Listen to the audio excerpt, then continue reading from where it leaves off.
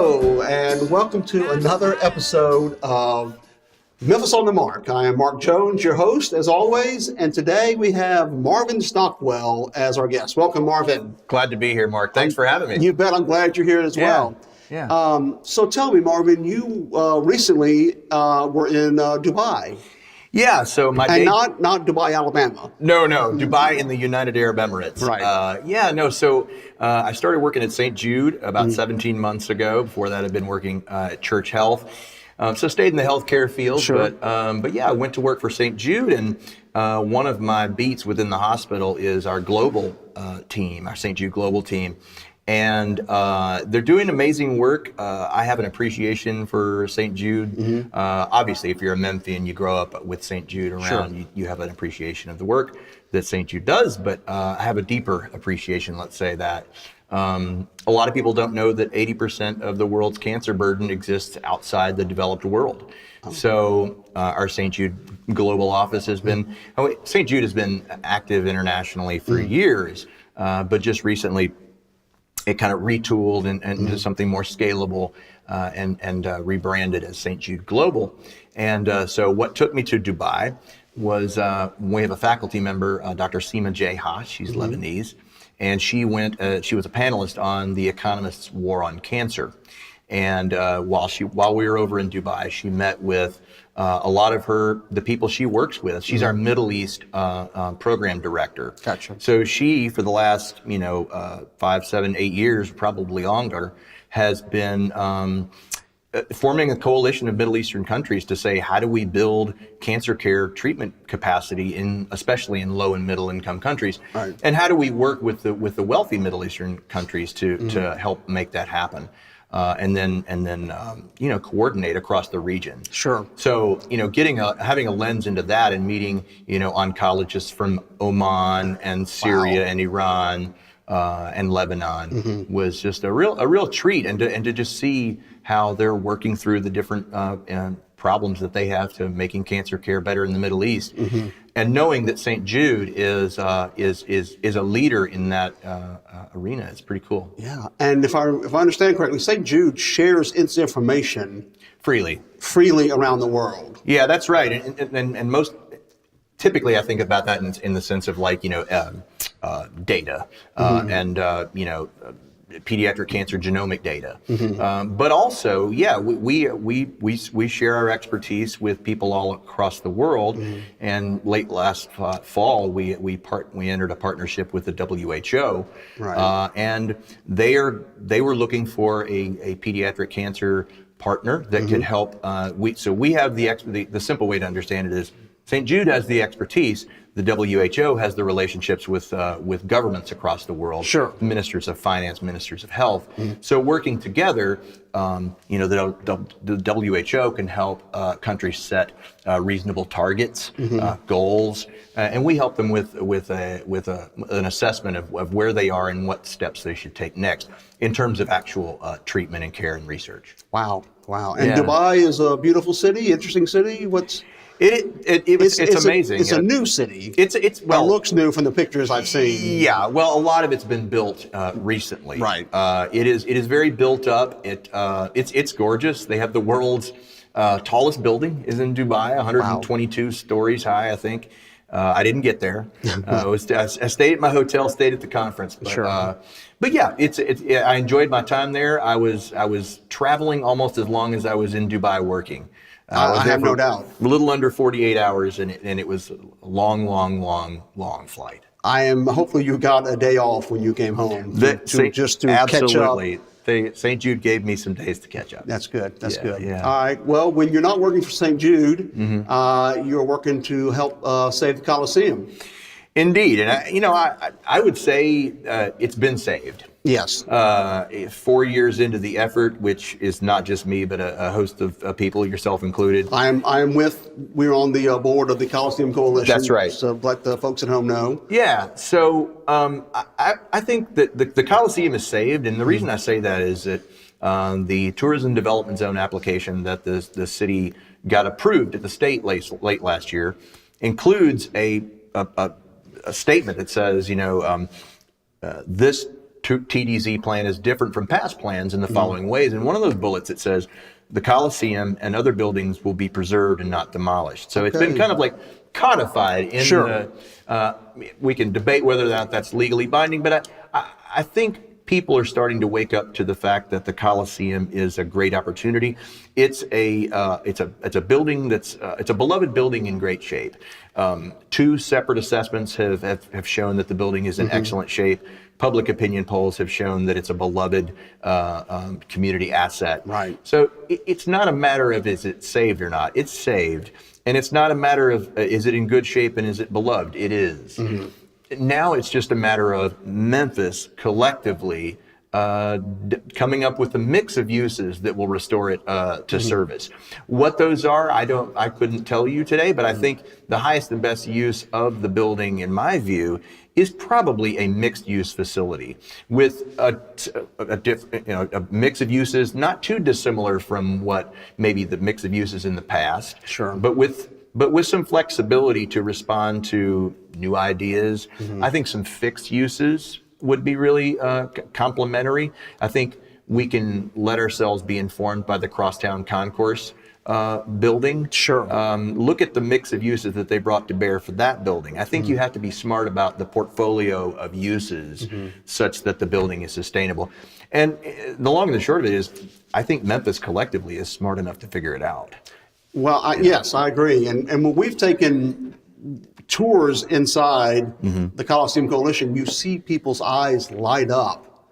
Yeah. That A, they didn't know it was such good shape.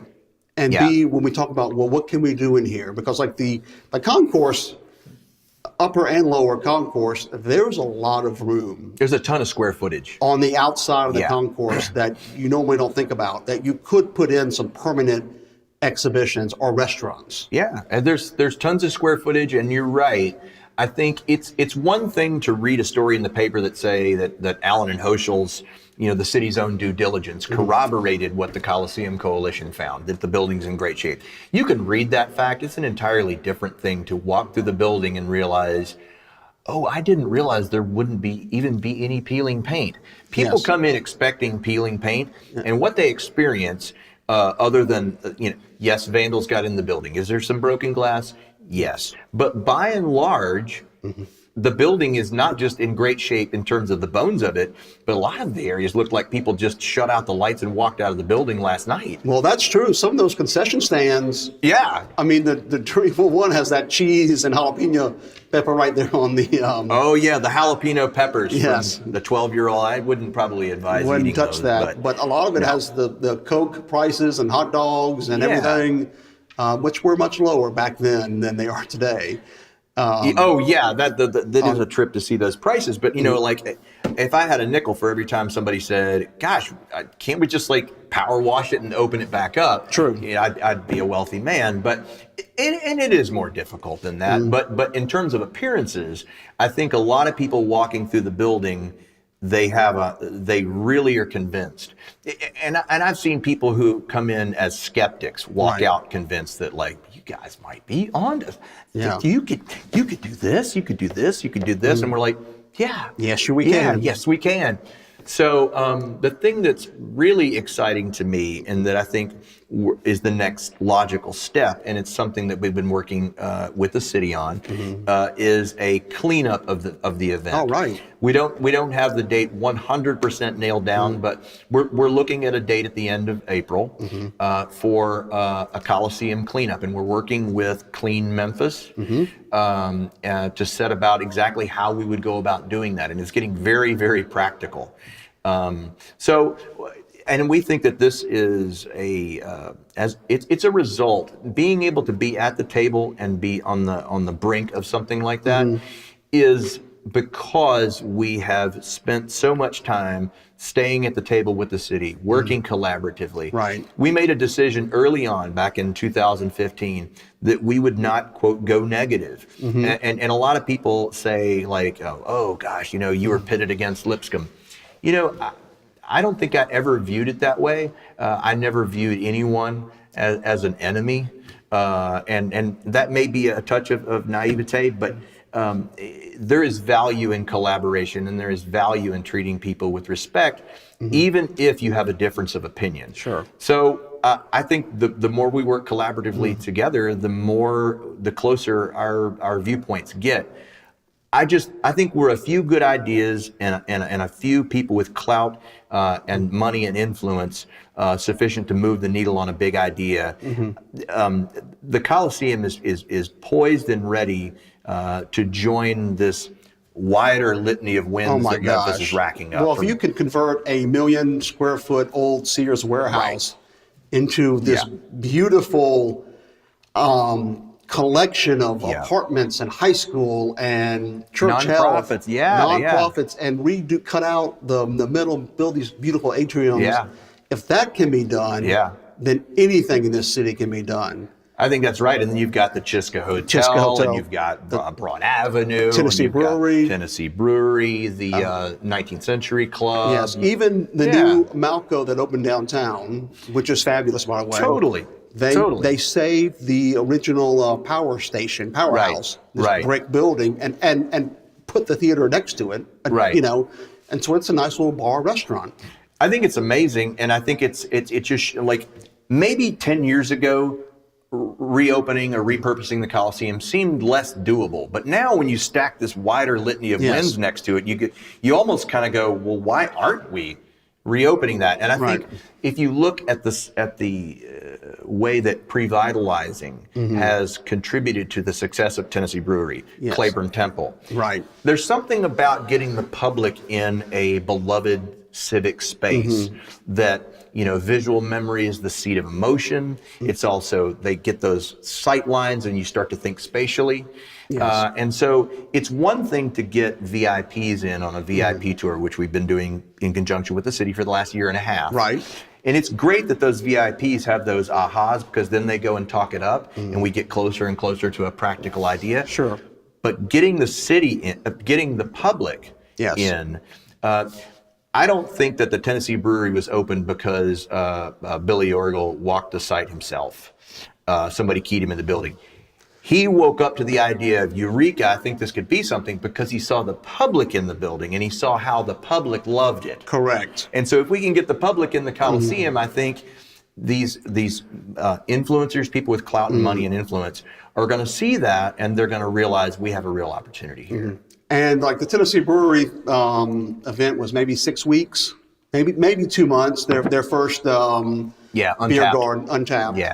Huge success, and it was very simple. It was, hey, we got someone playing the guitar, and we got some tables, and beer. It was a very simple thing.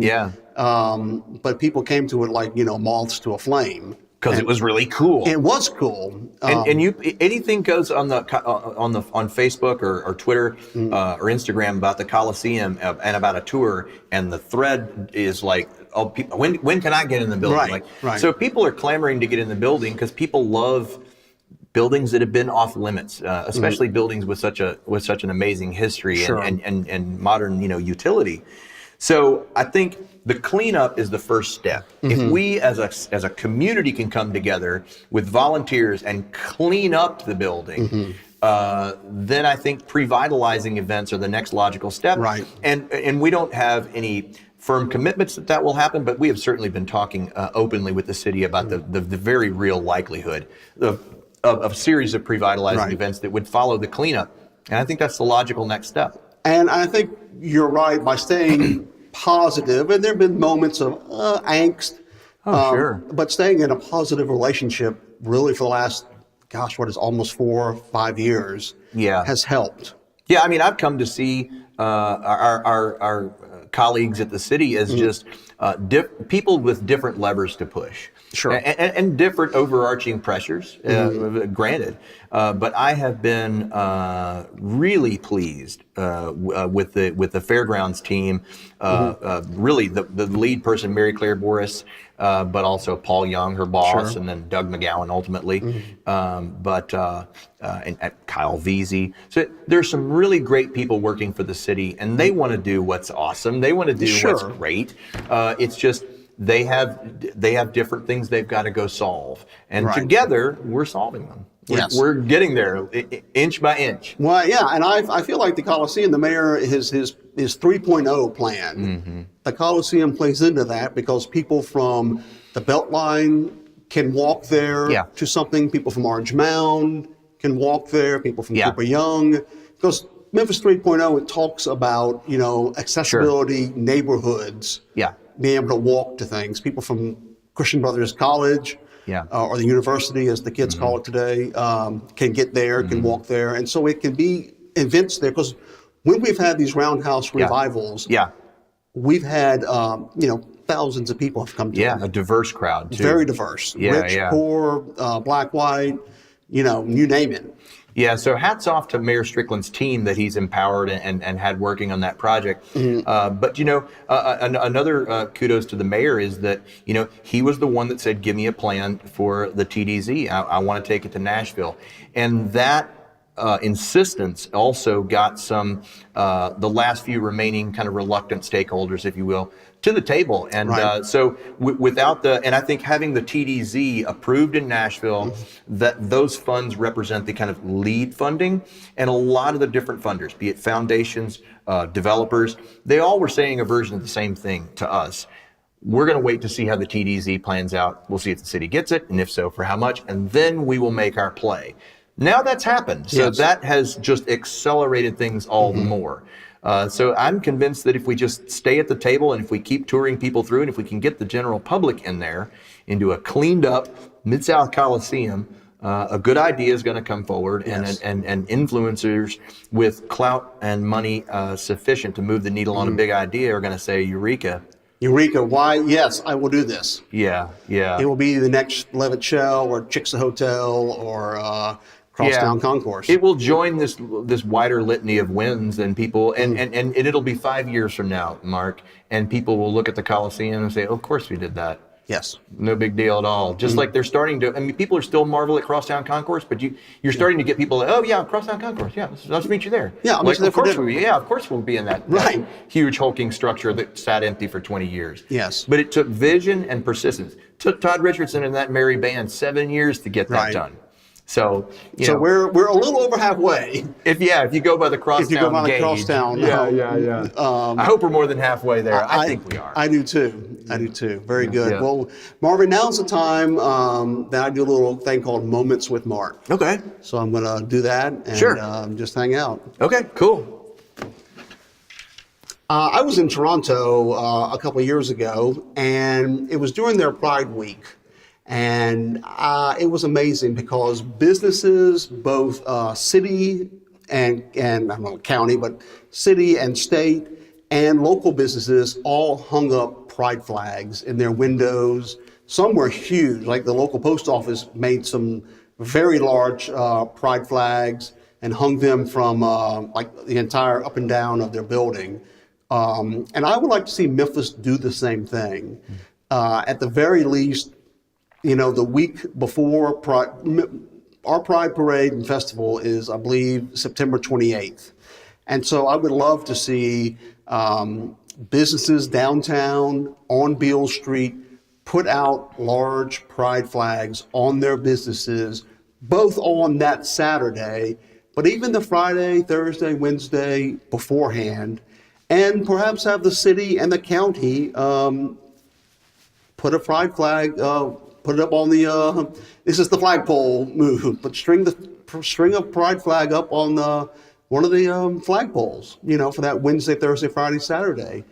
And really see the city and different, not just the city government, but also individual business owners downtown and large corporations. I know that First Tennessee has I think called the Calicut Rainbow that they have put up on their building with lights every few years. Would love to see other businesses do that as well. Set up, colored lights on their windows to make a pride flag. And of course, the bridges downtown as well to be lit up. So let's look at that. It's September 28th. Let's get the government and private businesses behind decorating downtown with pride flags and pride colors and all that. Very good. Well, Marvin, thank you for being on the show. Absolutely, Mark. It's my pleasure. You bet. I to be with appreciate you. it. I can't wait to go back in the Coliseum with you. All right. Sounds good. All right.